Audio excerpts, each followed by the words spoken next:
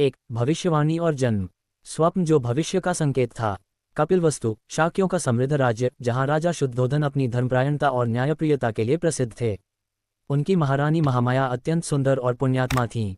एक रात, जब आकाश में चंद्रमा अपनी पूर्ण आभा में चमक रहा था, महारानी महामाया ने एक अद्भुत स्वप्न देखा। उन्होंने देखा कि एक दिव्य श्वेत हाथी, जिसके 6 दांत थे, आकाश से उतरा और उनके गर्भ में समा गया।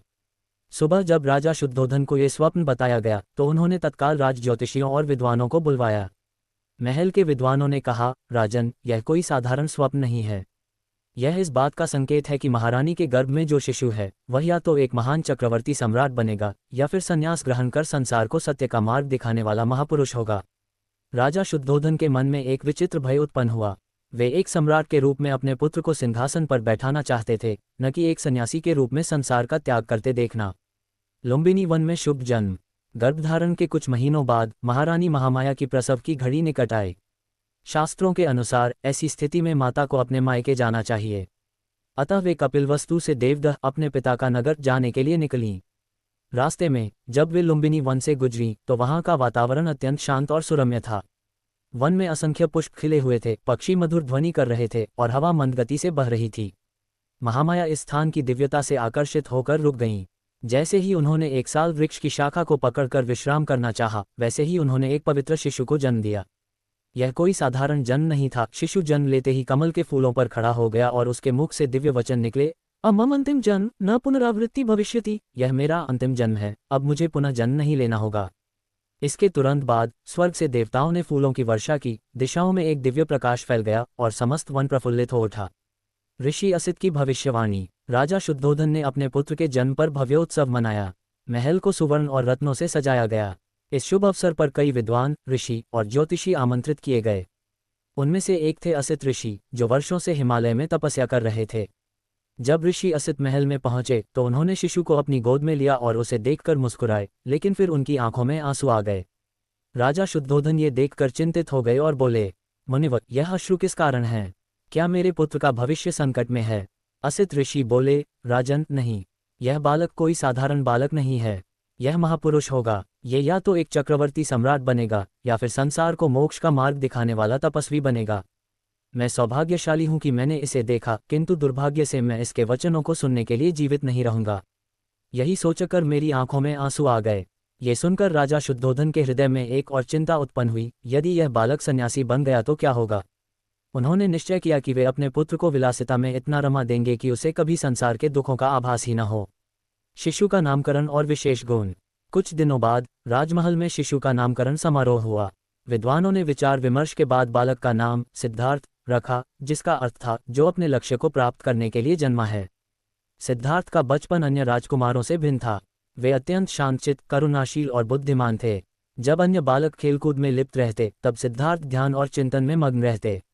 वे किसी भी प्राणी को कष्ट में देखकर व्याकुल हो जाते। 2. विलासिता में पला राजकुमार और आंतरिक संघर्ष। सिद्धार्थ के लिए एक स्वप्निल संसार। राजा शुद्धोधन को असित ऋषि की भविष्यवाणी याद थी, उनका पुत्र या तो चक्रवर्ती सम्राट बनेगा या फिर सन्यासी।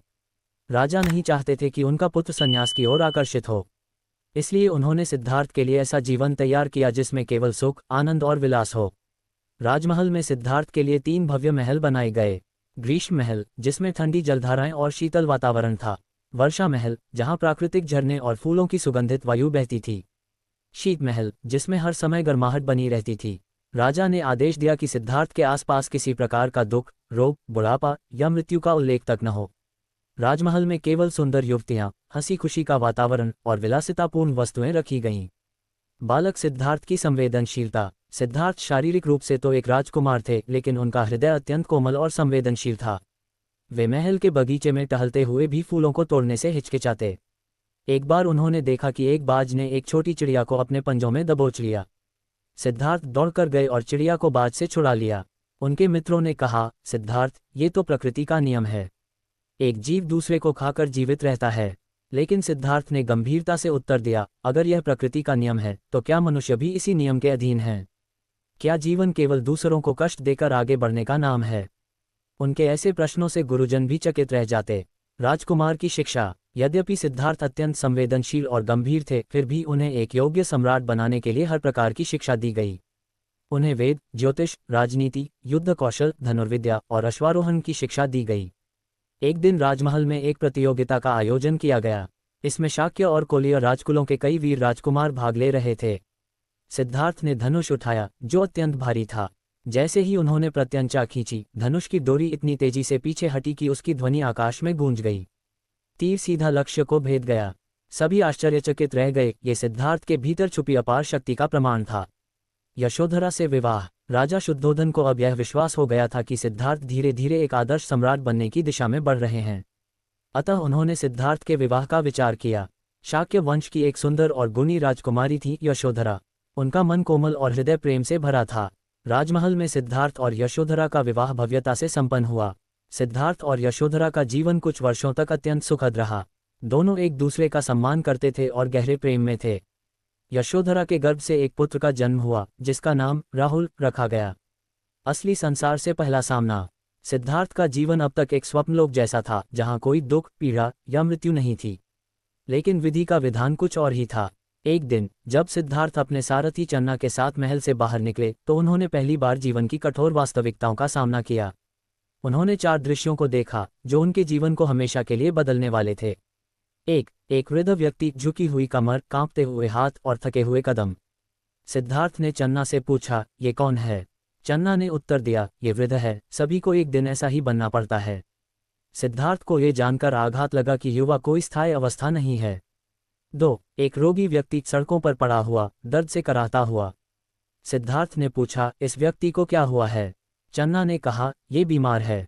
संसार में सभी को कभी न कभी रोग होता ही है। सिद्धार्थ ने सोचा, अगर कोई भी इससे बच नहीं सकता, तो जीवन का क्या अर्थ है? 3 एक मृत व्यक्ति, लोग विलाप कर रहे थे, शव को जलाने के लिए ले जाया जा रहा था। सिद्धार्थ ने पूछा, यह क्या हो रहा है? चन्ना ने कहा, यह मृत्यु है। प्रत्येक व्यक्ति को एक दिन मरना होता है। सिद्धार्थ स्तब्ध रह गए। उन्हें लगा जैसे उनके पैरों तले जमीन खिसक गई हो। 4 एक सन्यासी, शांति और संतोष से भरा एक व्यक्ति, जिसका चेहरा किसी भी भय से मुक्त था। सिद्धार्थ ने पूछा, ये व्यक्ति कौन है? चन्ना ने उत्तर दिया, ये सन्यासी है, जिसने संसार के दुखों से मुक्ति पाने के लिए सत्य की खोज शुरू कर दी है। आंतरिक उथल पुथल। महल लौटने के बाद सिद्धार्थ की आंखों में अब न तो विलासिता का आकर्षण था, न ही महल की चकाचौंध का आनंद। उनका मन व्याकुल हो उठा। वे सोचने लगे, यदि जीवन नश्वर है, यदि रोग, वृद्धावस्था और मृत्यु अटल हैं, तो क्या इसका कोई समाधान नहीं? क्या कोई मार्ग है जो इन दुखों से मुक्त कर सके? अब उनका मन संन्यास की ओर खींचने लगा। 3 महान त्याग। सिद्धार्थ का गृह त्याग। रात का वह क्षण। महल में उत्सव का माहौल था। राजा शुद्धोधन ने अपने पुत्र को खुश रखने के लिए नृत्य, संगीत और भव्य दावतों का आयोजन किया था। चारों ओर सुंदर अप्सराएं नृत्य कर रही थीं, संगीत मधुर स्वर में बह रहा था और चारों ओर विलासिता की चमक थी। लेकिन सिद्धार्थ के मन में एक अजीब सी शून्यता थी। कुछ दिनों पहले जो उन्होंने देखा था, वृद्धावस्था, रोग, मृत्यु और संन्यास, उन दृश्यों ने उनकी आत्मा को झकझोर दिया था। उन्हें यह एहसास हो चुका था कि यह जीवन केवल भोग विलास के लिए नहीं है। उस रात जब नृत्य और संगीत का शोर थम गया, सिद्धार्थ धीरे धीरे अपने शयनकक्ष की ओर बढ़े। वहां उनकी प्रिय पत्नी यशोधरा सो रही थी और उनके बगल में नन्हा राहुल गहरी नींद में था। सिद्धार्थ उनके पास जाकर रुके। उनका मन विचलित हो उठा। वे राहुल को एक अंतिम बार अपनी गोद में उठाना चाहते थे, लेकिन उन्हें डर था कि यदि राहुल जाग गया तो वे उसे छोड़ने का साहस नहीं कर पाएंगे। उन्होंने धीरे से दरवाजा खोला और बाहर आ गए। अंतिम विदाई। सिद्धार्थ अपने घोड़े कंथक के पास पहुंचे। सारथी चन्ना पहले से ही तैयार थे। सिद्धार्थ ने पीछे मुड़कर महल की ओर देखा। ये वही महल था जहां उन्होंने अपना सारा जीवन बिताया था, जहां सुख था, प्रेम था, परिवार था। लेकिन अब ये महल उन्हें एक सोने के पिंजरे जैसा लगने लगा था। वे इस संसारिक बंधनों से मुक्त होना चाहते थे, सत्य को पाना चाहते थे। चन्ना ने उदास स्वर में पूछा, राजकुमार, क्या आप सचमुच सब कुछ छोड़कर जा रहे हैं? सिद्धार्थ ने शांत स्वर में कहा, चन्ना, ये संसार दुखों से भरा हुआ है। मैं इसका कारण और समाधान ढूंढने जा रहा हूँ। कंथक को धीरे धीरे बढ़ाते हुए सिद्धार्थ महल से दूर निकल गए। यह एक ऐतिहासिक रात थी जिसने एक राजकुमार को तपस्वी बना दिया। सिद्धार्थ का सांसारिक जीवन का अंत। कपिलवस्तु से दूर वे अनोमा नदी के किनारे पहुंचे। वहां पहुंचकर उन्होंने अपने राजसी वस्त्र उतार दिए, अपने केशों को काट दिया और अपने आभूषणों को चन्ना को सौंप दिया। उन्होंने चन्ना से कहा, इन्हें मेरे पिता को वापस दे देना और कहना कि अब उनका पुत्र संसार के लिए मर चुका है। अब मैं केवल सत्य का मार्ग खोजूंगा। चन्ना की आंखों में आंसू थे और कंथक भी उदास था। कहा जाता है कि कंथक, जो वर्षों तक सिद्धार्थ के साथ रहा था, इस वियोग को सहन नहीं कर सका और उसी रात उसकी मृत्यु हो गई। इस प्रकार सिद्धार्थ ने अपने पिछले जीवन को पूरी तरह छोड़ दिया। वे अब एक सन्यासी थे, सत्य की खोज में भटकने वाले एक साधु। 4. सत्य की खोज, प्रथम गुरु और कठोर तपस्या। अकेलेपन की यात्रा। राजकुमार सिद्धार्थ अब सन्यासी बन चुके थे। अपने घोड़े, वस्त्र और भव्य जीवन को त्यागने के बाद वे अकेले जंगलों और गांवों में भटकने लगे। उनके पास कोई ठिकाना नहीं था, कोई अपना नहीं था, केवल एक उद्देश्य था, सत्य की खोज।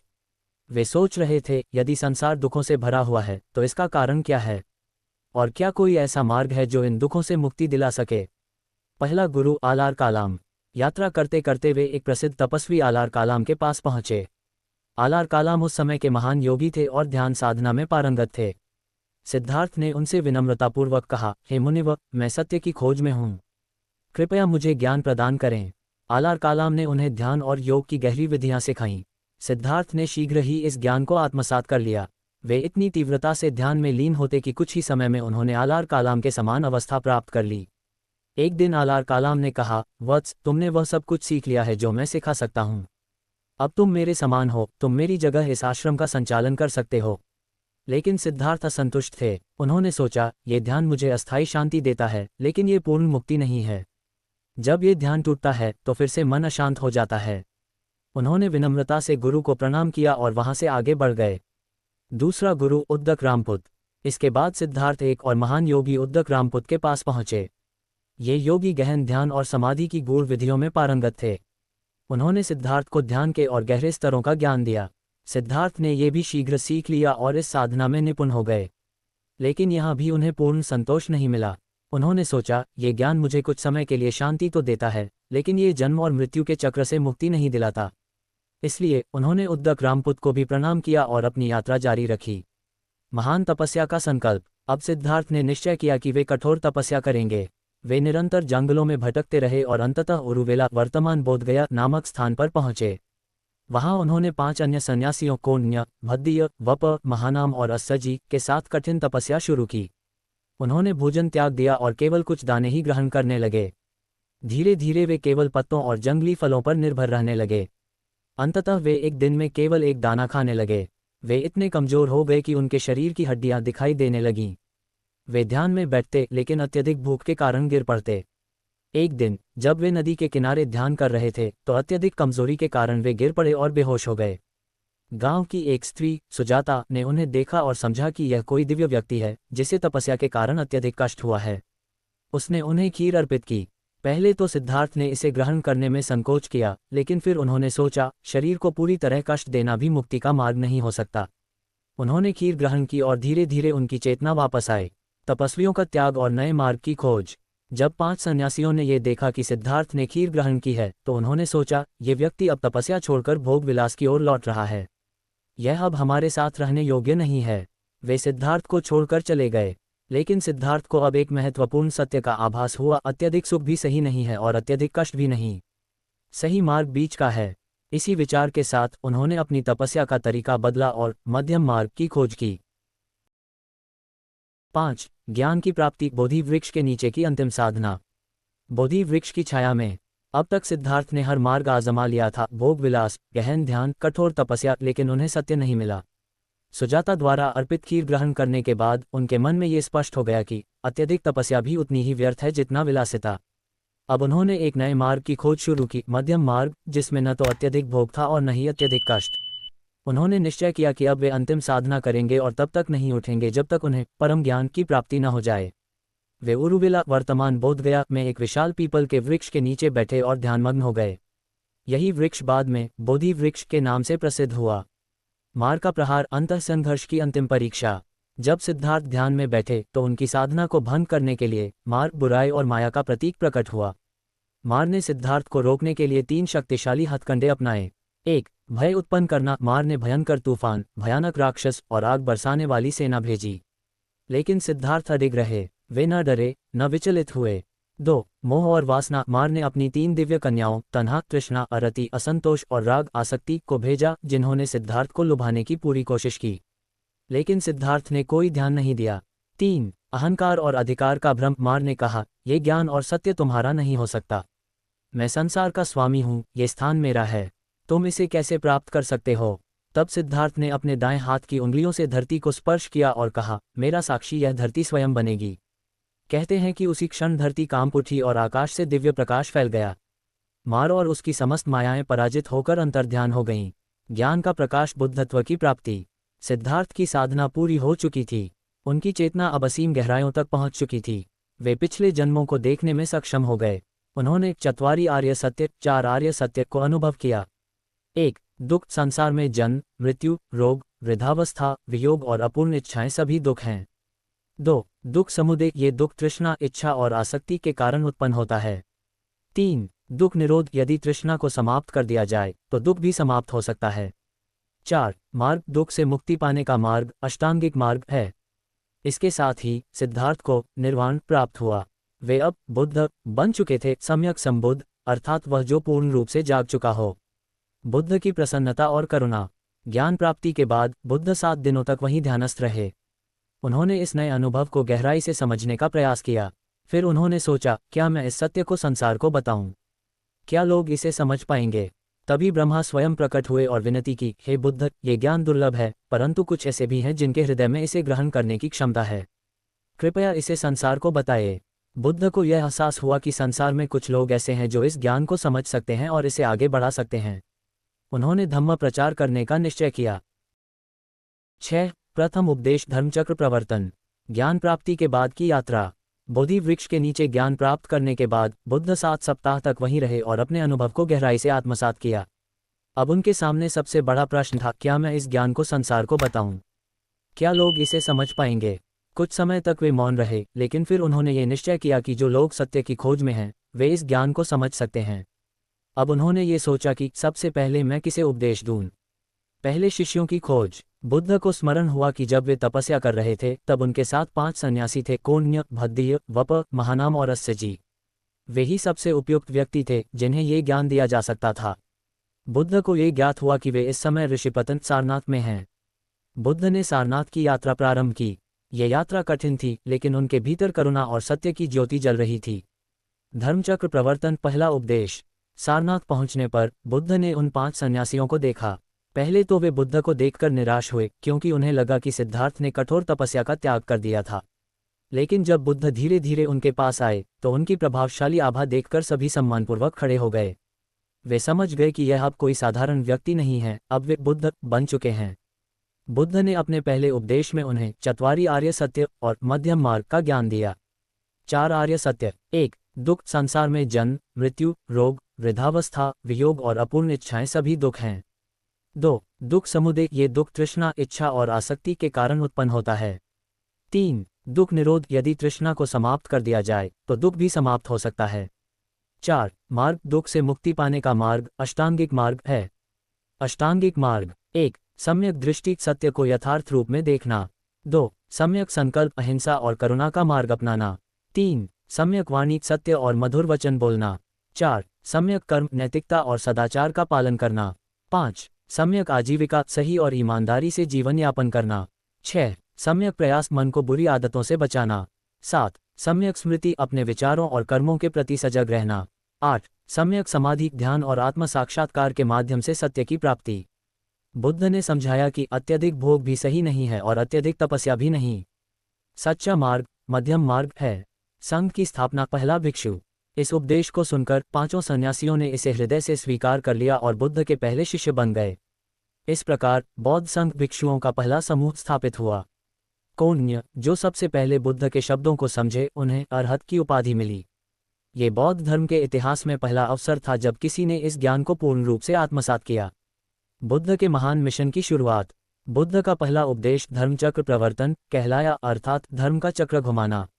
अब बुद्ध अपने ज्ञान को जन जन तक पहुंचाने के लिए यात्रा पर निकले। 7. बुद्ध की प्रथम भिक्षु यात्रा और यशोधरा से भेंट। बुद्ध की यात्रा का आरंभ। सारनाथ में पहला उपदेश देने के बाद बुद्ध ने अपने 5 शिष्यों के साथ सत्य का प्रचार करने का निश्चय किया। अब वे एक भिक्षु की तरह गांव गांव, नगर नगर जाकर लोगों को धर्म का उपदेश देने लगे। बुद्ध के पास अब कोई भौतिक संपत्ति नहीं थी, न धन, न महल, न राजसी वस्त्र। केवल एक भिक्षु पात्र और एक सादा वस्त्र ही उनका सब कुछ था। उन्होंने सबसे पहले वाराणसी और फिर मगध राज्य का रुख किया।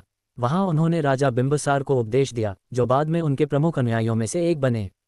कपिलवस्तु लौटने की तैयारी। समय बीतता गया और बुद्ध के शिष्यों की संख्या बढ़ती गई। लेकिन इस बीच कपिलवस्तु उनका जन्मस्थान में राजा शुद्धोधन और उनका परिवार सिद्धार्थ को देखने के लिए व्याकुल थे। राजा शुद्धोधन ने कई बार बुद्ध को संदेश भिजवाया कि वे कपिलवस्तु लौट आएं। आखिरकार बुद्ध ने अपने शिष्यों के साथ कपिलवस्तु की यात्रा करने का निर्णय लिया। बुद्ध का अपने महल में आगमन। जब बुद्ध अपने शिष्यों के साथ कपिलवस्तु पहुंचे तो नगर के लोग उन्हें देखने के लिए उमड़ पड़े। राजा शुद्धोधन को विश्वास नहीं हो रहा था कि उनका पुत्र, जो कभी राजकुमार था, अब एक साधारण भिक्षु के रूप में खड़ा है। महल में बुद्ध का स्वागत हुआ। राजा शुद्धोधन ने भावुक होकर कहा, वत्स, तुम्हें ये जीवन क्यों चुनना पड़ा? क्या मैं तुम्हें पर्याप्त प्रेम और सुख नहीं दे पाया? बुद्ध ने शांत स्वर में कहा, राजन, ये संसार अस्थायी है। सुख और दुख आते जाते हैं। मैंने सत्य की खोज में अपना सब कुछ त्याग दिया, लेकिन बदले में मैंने वह ज्ञान पाया जो मृत्यु को भी पराजित कर सकता है। यशोधरा और राहुल से भेंट। बुद्ध अपनी पत्नी यशोधरा से मिलने उनके कक्ष में पहुंचे। यशोधरा वर्षों से प्रतीक्षा कर रही थी, न उन्होंने दूसरा विवाह किया, न ही राजमहल छोड़ा। जैसे ही बुद्ध कक्ष में पहुंचे, यशोधरा उनके सामने मौन खड़ी रहीं। उन्होंने कुछ नहीं कहा, लेकिन उनकी आंखों में हजारों प्रश्न थे। फिर उन्होंने धीरे से कहा, स्वामी, क्या आपने एक बार भी हमारी याद नहीं की? बुद्ध ने उत्तर दिया, यशोधरा, मैंने संसार के हर व्यक्ति के लिए सत्य की खोज की, तुम्हारे लिए भी। मैंने तुम्हें भौतिक सुख नहीं दिया, लेकिन मैं तुम्हें वह ज्ञान दे सकता हूं जो जन्म मृत्यु के चक्र से मुक्ति दिला सकता है। तभी छोटा राहुल कक्ष में आया और अपनी माँ से पूछा, माँ, ये साधु कौन है? यशोधरा ने राहुल को बुद्ध के पास भेजते हुए कहा, बेटा, ये तुम्हारे पिता हैं। जाओ, इनसे अपनी विरासत मांगो। राहुल ने बुद्ध के पास जाकर कहा, पिताजी, मुझे मेरी विरासत दें। बुद्ध मुस्कुराए। वे जानते थे कि राहुल सांसारिक विरासत मांग रहे हैं, लेकिन उन्होंने उसे आध्यात्मिक विरासत देने का निर्णय लिया। राहुल का दीक्षा ग्रहण। एक नया भिक्षु। बुद्ध राहुल को अपने साथ ले गए और अपने शिष्य सारिपुत से कहा कि वे राहुल को दीक्षा दें। इस प्रकार राहुल बौद्ध संघ में प्रवेश करने वाले सबसे छोटे भिक्षु बने। राजा शुद्धोधन और यशोधरा पहले तो व्यथित हुए, लेकिन बाद में उन्होंने इसे स्वीकार कर लिया, क्योंकि वे समझ चुके थे कि यह कोई साधारण मार्ग नहीं, बल्कि मुक्ति का मार्ग है। 8. बुद्ध के प्रमुख शिष्य और संघ का विस्तार। सारिपुत और मोग्गलान का प्रवेश। बुद्ध के संदेश का प्रचार अब तेजी से फैल रहा था और उनकी शिक्षा को सुनने के लिए लोग दूर दूर से आते। इस समय सारिपुत और मोग्गलान नामक दो महान साधक थे, जो एक साथ बौद्ध संघ में प्रवेश करने के लिए तैयार थे। सारिपुत और मोग्गलान पहले आलार कालाम और उद्दक रामपुत के शिष्य थे, जिनसे बुद्ध ने भी शिक्षा प्राप्त की थी। वे दोनों ज्ञान और तपस्या में बहुत अग्रणी थे, लेकिन वे महसूस कर रहे थे कि बुद्ध द्वारा दिखाया गया मध्यम मार्ग ही सच्चा मार्ग है। एक दिन दोनों महान साधक बुद्ध से मिलने के लिए पहुंचे। बुद्ध ने उनका स्वागत किया और उन्हें अपनी शरण में लिया। बुद्ध ने उन्हें धम्म का सही मार्ग बताया और सारिपुत को संघ का एक प्रमुख शिक्षक बनाया, जबकि मोग्गलान को शक्तिशाली साधना और ध्यान का विशेषज्ञ। दोनों शिष्य बुद्ध के सबसे करीबी सहयोगी बने और बौद्ध धर्म के प्रचार में महत्वपूर्ण भूमिका निभाए। महाकश्यप का प्रवेश। इसके बाद महाकश्यप नामक एक महान साधक थे, जो पहले एक योगी और तपस्वी थे। महाकश्यप का तप बहुत कठोर था, लेकिन वे भी बौद्ध धर्म के संदेश से प्रभावित हुए। महाकश्यप का प्रकाशन और आध्यात्मिक तेज इतना महान था कि बुद्ध ने उन्हें धम्म का असली वाहक घोषित किया। महाकश्यप ने धम्म के पालन और धम्म के प्रचार में बुद्ध का साथ दिया और बाद में महायान परंपरा के प्रमुख शिक्षक बने। आनंद का प्रवेश। बुद्ध के सबसे प्रिय शिष्य आनंद थे, जो बुद्ध के सखा और शिष्य दोनों थे। आनंद ने बुद्ध के साथ अनेक वर्षों तक समय बिताया था और उनके उपदेशों को गहरे से समझा था। आनंद को बुद्ध ने शास्त्रार्थ में अपने सहायक के रूप में नियुक्त किया। वे बौद्ध संघ के सबसे बुद्धिमान और भावनात्मक शिष्य थे। आनंद ने बौद्ध संघ के विस्तार और शिक्षा के क्षेत्र में महत्वपूर्ण भूमिका निभाई। संघ का विस्तार। अब बौद्ध संघ पूरे उत्तर भारत में फैल चुका था। बुद्ध और उनके शिष्य न केवल छोटे गांवों में, बल्कि प्रमुख नगरों और राज्यों में भी जाते। सभी धर्म, जाति और समुदाय के लोग बुद्ध के मार्ग पर चलने लगे। बौद्ध संघ में ब्राह्मण, शूद्र, राजाओं और साधारण लोगों ने एक साथ आकर बौद्ध धर्म को अपनाया। बुद्ध का उपदेश बहुत सरल था, लेकिन अत्यंत गहन। उन्होंने सत्य, करुणा और अहिंसा का संदेश दिया, जो हर व्यक्ति के जीवन में बदलाव ला सकते थे। बुद्ध का प्रलय ज्ञान। एक दिन बुद्ध अपने शिष्यों से बात करते हुए कहा, मैं जो ज्ञान दे रहा हूँ वह शाश्वत है। ये ज्ञान सभी बंधनों से मुक्ति का मार्ग है।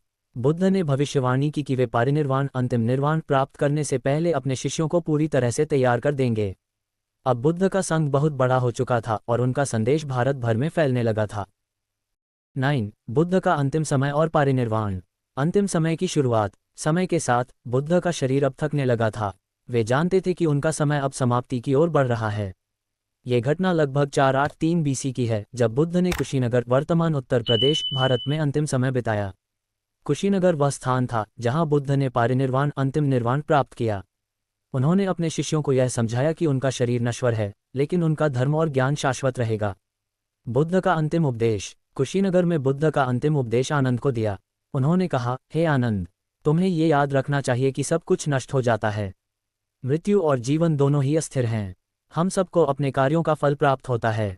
तुम सभी को अपना मार्ग स्वयं चुनना होगा। बुद्ध के इन शब्दों ने उनके शिष्यों को आंतरिक रूप से प्रेरित किया। बुद्ध ने स्मृति और ध्यान के महत्व पर विशेष जोर दिया। उनका मानना था कि ध्यान और आत्मनिर्वासन ही एकमात्र ऐसे साधन हैं जिनसे सत्य और मुक्ति की प्राप्ति हो सकती है।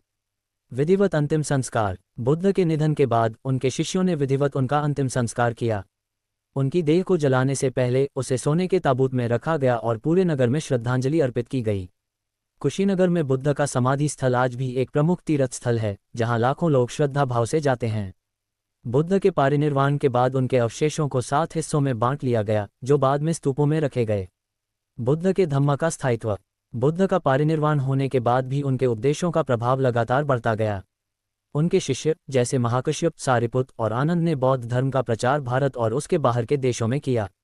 बुद्ध के मृत्यु के पश्चात उनका संघ मजबूत होता गया और धीरे धीरे ये संघ, संगठित बौद्ध समुदाय, एक अंतर्राष्ट्रीय धर्म बन गया। बुद्ध के दर्शन का विस्तार। बुद्ध का धम्म केवल भारत में ही नहीं, बल्कि एशिया के अन्य हिस्सों में भी फैल गया। बौद्ध धर्म ने चीन, तिब्बत, श्रीलंका, थाईलैंड, म्यांमार और जापान जैसे देशों में गहरी छाप छोड़ी। मौर्य सम्राट अशोक 268-232 बीसी ने बौद्ध धर्म का प्रमुख समर्थन किया और इसे एक राज्य धर्म के रूप में स्वीकार किया। अशोक ने बुद्ध के जीवन के प्रमुख स्थल जैसे लुम्बिनी, सारनाथ और कुशीनगर में स्तूपों और अन्य धार्मिक संरचनाओं का निर्माण किया। 10. बौद्ध धर्म का विकास और धर्म के विभिन्न स्कूल। बौद्ध धर्म का प्रारंभिक विकास। बुद्ध के पारिनिर्वाण के बाद बौद्ध धर्म ने धीरे धीरे एक स्थिर रूप लिया और इसके अनुयायी बढ़ने लगे। बुद्ध के जीवन और उपदेशों को संरक्षित करने के लिए कई संगठनों ने कार्य करना शुरू किया। धर्म के प्रचार के साथ साथ बौद्ध धर्म में अलग अलग दृष्टिकोण और आस्थाएं विकसित होने लगीं। ये परिवर्तन प्राकृतिक था, क्योंकि बुद्ध के उपदेश इतने गहरे थे कि उन्हें समझने और आत्मसात करने के लिए समय और प्रयास की आवश्यकता थी। हिनायान स्नातक मार्ग। बौद्ध धर्म के पहले मुख्य विचारधारा को हिनायान अर्थात छोटा मार्ग के नाम से जाना गया। हिनायान बौद्ध धर्म का मुख्य उद्देश्य अरहत, एक व्यक्ति जो स्वयं को पूर्णता तक पहुंचाता है, के रूप में मुक्ति प्राप्त करना था। इस परंपरा का पालन करने वाले लोग मुख्य रूप से ध्यान, नैतिक आचरण और पारिवारिक जिम्मेदारियों के प्रति एकाग्र थे। थेरवाद सर्वप्रथम प्रचलित बौद्ध संप्रदाय हिनायान बौद्ध धर्म का प्रमुख स्कूल था। थेरवाद का अर्थ है प्राचीनों का मार्ग, और इस धर्म का अनुसरण मुख्य रूप से श्रीलंका, थाईलैंड, म्यांमार और लाओस में किया जाता है। महायान महान मार्ग। महायान बौद्ध धर्म का विकास मुख्य रूप से भारत में हुआ और बाद में ये चीन, कोरिया, जापान और वियतनाम में फैल गया। महायान बौद्ध धर्म में अरहत, व्यक्तिगत मुक्ति से अधिक बोधिसत्व के विचार को महत्व दिया गया। बोधिसत्व वह व्यक्ति होते हैं जिन्होंने बोधि ज्ञान प्राप्त किया होता है, लेकिन वे अपनी मुक्ति को स्थगित करते हैं ताकि वे संसार के सभी प्राणियों के उद्धार के लिए कार्य करें। महायान बौद्ध धर्म का मुख्य उद्देश्य केवल अपनी मुक्ति नहीं, बल्कि सभी प्राणियों की मुक्ति है। महायान की प्रमुख विचारधाराओं में तत्ववादी सिद्धांत, कुलीन ध्यान और सहायता की भावना प्रमुख है। विभिन्न बौद्ध शास्त्रों और संप्रदायों का जन्म। महायान के भीतर कई संप्रदाय विकसित हुए, जैसे कि ज़ेन, तंत्र और अमिताभ। इन संप्रदायों ने बौद्ध धर्म को और भी व्यापक और विविध रूप में प्रस्तुत किया। तंत्र बौद्ध धर्म में मंत्र, मुद्राएं और विज्ञान की शक्ति पर विश्वास किया जाता था। यह मार्ग विशेष रूप से तिब्बत और नेपाल में प्रचलित हुआ। बौद्ध धर्म का प्रभाव और वैश्विक प्रसार। बौद्ध धर्म ने धीरे धीरे भारत से बाहर के देशों में फैलने की प्रक्रिया शुरू की। मौर्य सम्राट अशोक के शासनकाल में बौद्ध धर्म को राज्य धर्म के रूप में अपनाया गया। अशोक ने बौद्ध धर्म को फैलाने के लिए कई स्तूप और धार्मिक स्थल बनवाए और बौद्ध भिक्षुओं को अन्य देशों में धर्म का प्रचार करने के लिए भेजा। इसके परिणामस्वरूप बौद्ध धर्म चीन, कोरिया, तिब्बत और जापान में फैल गया और आज भी इन देशों में इसकी गहरी जड़ें हैं। आज का बौद्ध धर्म। आज बौद्ध धर्म विभिन्न देशों में अलग अलग रूपों में प्रचलित है। जबकि थेरवाद बौद्ध धर्म दक्षिण पूर्व एशिया में मुख्य रूप से प्रचलित है, वहीं महायान बौद्ध धर्म पूर्व एशिया और तिब्बत में प्रमुख है। सभी बौद्ध स्कूलों के बीच कुछ सामान्य सिद्धांत हैं: ध्यान, करुणा, सत्य की खोज और सभी प्राणियों के लिए सुख की कामना। 11. बौद्ध धर्म और आधुनिक योग। बौद्ध धर्म का पुनरुद्धार। आधुनिक युग में बौद्ध धर्म ने एक नई दिशा में यात्रा शुरू की। 19वीं और 20वीं शताब्दी में पश्चिमी दुनिया में बौद्ध धर्म के प्रति रुचि में वृद्धि हुई। ये समय था जब बौद्ध धर्म के विचार और सिद्धांत वैश्विक स्तर पर फैलने लगे। प्रारंभ में बौद्ध धर्म को मुख्य रूप से एशिया के देशों तक ही सीमित माना जाता था, लेकिन समय के साथ यह पश्चिमी देशों और अन्य हिस्सों में भी फैलने लगा। इस समय के दौरान थेरवाद और महायान बौद्ध धर्म दोनों को दुनिया भर में व्यापक रूप से जाना गया। बौद्ध धर्म का पश्चिमी दुनिया में प्रभाव। संसारवादी दृष्टिकोण और आध्यात्मिकता के साथ पश्चिमी दुनिया के लोग बौद्ध धर्म से आकर्षित हुए। बौद्ध धर्म ने उन्हें अपने जीवन में ध्यान, करुणा और अहिंसा को अपनाने की प्रेरणा दी। विशेष रूप से थेरवाद और ज़ेन बौद्ध धर्म की शाखाएं पश्चिमी देशों में लोकप्रिय हुईं। ज़ेन ध्यान और विज्ञान के बीच संबंध को समझने की कोशिश की गई। पश्चिम में कई बौद्ध शिक्षक जैसे थिच नाथ हान, जाकुमो खोतानी और दलाई लामा ने बौद्ध धर्म का प्रचार किया। बौद्ध धर्म और पर्यावरणवाद। आजकल बौद्ध धर्म का एक महत्वपूर्ण पहलू पर्यावरणीय जागरूकता बन चुका है। बौद्ध धर्म के मूल सिद्धांतों में प्रकृति से एकता और सभी प्राणियों के साथ करुणा को प्रमुख स्थान दिया गया है। बौद्ध समाज में इस सिद्धांत को समझकर पर्यावरण संरक्षण के लिए कई योजनाएं बनाई जा रही हैं। दलाई लामा जैसे महान बौद्ध गुरुओं ने इस दिशा में जागरूकता फैलाने के लिए कई पहलें की हैं। उनका मानना है कि प्राकृतिक संसाधनों का अनियंत्रित दोहन पूरी मानवता के लिए हानिकारक हो सकता है और हमें प्राकृतिक संतुलन बनाए रखने के लिए अपनी आदतें बदलनी होंगी। बौद्ध धर्म और विज्ञान। आधुनिक युग में बौद्ध धर्म और विज्ञान के बीच एक विशेष संबंध विकसित हुआ है। ध्यान और मेडिटेशन के लाभों पर कई वैज्ञानिक अध्ययन किए गए हैं। इन अध्ययन में पाया गया कि ध्यान मानसिक स्वास्थ्य के लिए लाभकारी है और ये तनाव, चिंता और अवसाद को कम करने में मदद करता है। बौद्ध धर्म के दर्शन में साक्षात्कार और चेतना का विकास पर विशेष ध्यान दिया गया है और आधुनिक मनोविज्ञान और तंत्रिका विज्ञान में इन विषयों पर गहरी चर्चा की जा रही है। बौद्ध धर्म और सामाजिक परिवर्तन। बौद्ध धर्म ने सामाजिक परिवर्तन में भी महत्वपूर्ण भूमिका निभाई है। महात्मा गांधी के नेतृत्व में भारतीय स्वतंत्रता संग्राम में बौद्ध सिद्धांतों जैसे अहिंसा और सत्याग्रह का प्रभाव स्पष्ट रूप से देखा गया। इसके अलावा अंबेडकर जैसे नेताओं ने बौद्ध धर्म को अपनाया, जिससे भारतीय समाज में जातिवाद के खिलाफ एक नया आंदोलन शुरू हुआ। अंबेडकर ने बौद्ध धर्म के सिद्धांतों को सामाजिक सुधार के रूप में प्रस्तुत किया और शूद्रों और दलितों के लिए समान अधिकारों की बात की। बौद्ध धर्म की वैश्विक पहचान। आज के समय में बौद्ध धर्म वैश्विक पहचान हासिल कर चुका है। यह एक विश्वास प्रणाली के रूप में ही नहीं, बल्कि आध्यात्मिक जीवन और व्यक्तिगत विकास के एक मार्ग के रूप में प्रस्तुत किया जा रहा है। बौद्ध धर्म के सिद्धांतों का पालन करने से लोग आध्यात्मिक शांति, मानसिक स्वास्थ्य और सकारात्मक जीवन दृष्टिकोण प्राप्त कर रहे हैं। 12. बौद्ध धर्म की भविष्यवाणी और समकालीन समाज। बौद्ध धर्म का भविष्य। बौद्ध धर्म ने 2500 सालों से अधिक समय तक समाज में अपनी भूमिका निभाई है। आज के वैश्विक परिवेश में बौद्ध धर्म को एक आस्था के रूप में ही नहीं, बल्कि एक जीवन दर्शन के रूप में स्वीकार किया जाता है। बौद्ध धर्म का भविष्य इस बात पर निर्भर करेगा कि हम अहिंसा, सत्य और करुणा के सिद्धांतों को किस हद तक अपने जीवन में लागू करते हैं। आधुनिक समय में बौद्ध धर्म का भविष्य सकारात्मक दिशा में नजर आता है। इसके सिद्धांत वैज्ञानिक दृष्टिकोण और समाज के विकास के लिए बहुत उपयोगी सिद्ध हो रहे हैं। उदाहरण के लिए, ध्यान और मेडिटेशन के प्रभाव का अध्ययन अब पश्चिमी चिकित्सा जगत में भी हो रहा है। बौद्ध धर्म के मध्यम मार्ग और मनोवृत्तियों की सच्चाई का संदेश मानसिक शांति और सामाजिक कल्याण के लिए अत्यंत महत्वपूर्ण है। बौद्ध धर्म और वैश्विक चुनौतियां। 21वीं सदी में वैश्विक चुनौतियां जैसे जलवायु परिवर्तन, सामाजिक असमानताएं और युद्ध हमें एक नया दृष्टिकोण प्रदान करते हैं। बौद्ध धर्म का आध्यात्मिक दृष्टिकोण और प्राकृतिक संतुलन पर जोर देने वाले सिद्धांत वैश्विक समस्याओं के समाधान में मदद कर सकते हैं। बौद्ध धर्म का अहिंसा का सिद्धांत और सभी प्राणियों के प्रति करुणा अब पहले से कहीं अधिक प्रासंगिक हो चुका है। आज जब दुनिया संघर्षों और हिंसा से जूझ रही है, बौद्ध धर्म के शांतिपूर्ण दृष्टिकोण को अपनाकर हम वैश्विक शांति की ओर कदम बढ़ा सकते हैं। बौद्ध धर्म और समकालीन समाज। समाज में बढ़ते तनाव, मानसिक स्वास्थ्य समस्याएं और सामाजिक असमानताएं बौद्ध धर्म के सिद्धांतों की आवश्यकता को और भी बढ़ाते हैं। ध्यान, आत्मनिर्भरता और नकारात्मक मानसिकता से मुक्ति की प्रक्रिया के माध्यम से बौद्ध धर्म आज के समाज में एक सकारात्मक बदलाव ला सकता है।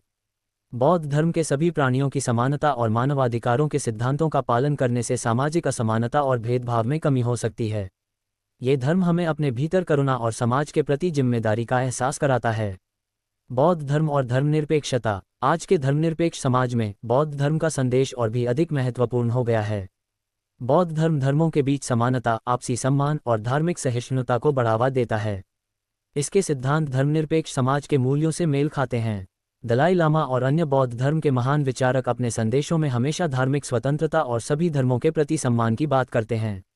वे मानते हैं कि सभी धर्मों में सच्चाई और करुणा का समान रूप से प्रसार है और हमें एक दूसरे के धर्मों को समझने और सम्मान करने की आवश्यकता है। बौद्ध धर्म और शिक्षा। आधुनिक शिक्षा प्रणाली में बौद्ध धर्म का प्रभाव बढ़ रहा है। बौद्ध दर्शन और ध्यान को अब स्कूलों और विश्वविद्यालयों में एक विषय के रूप में पढ़ाया जा रहा है।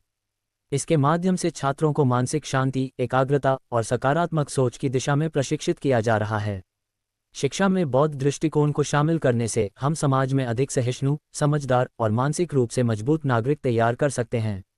समाप्ति। आज बौद्ध धर्म अपने सिद्धांतों के माध्यम से न केवल आध्यात्मिक जीवन में बल्कि समाज और वैश्विक परिवर्तन में भी अपना योगदान दे रहा है। यदि हम बौद्ध धर्म के शांति, करुणा और सभी प्राणियों के प्रति समानता के सिद्धांतों को आत्मसात करते हैं तो हम अपने जीवन को और समाज को एक सकारात्मक दिशा दे सकते हैं। बौद्ध धर्म का संदेश आज भी उतना ही प्रासंगिक है जितना कि बुद्ध के समय था और इसका भविष्य समाज के आध्यात्मिक और मानसिक विकास के लिए उज्जवल है।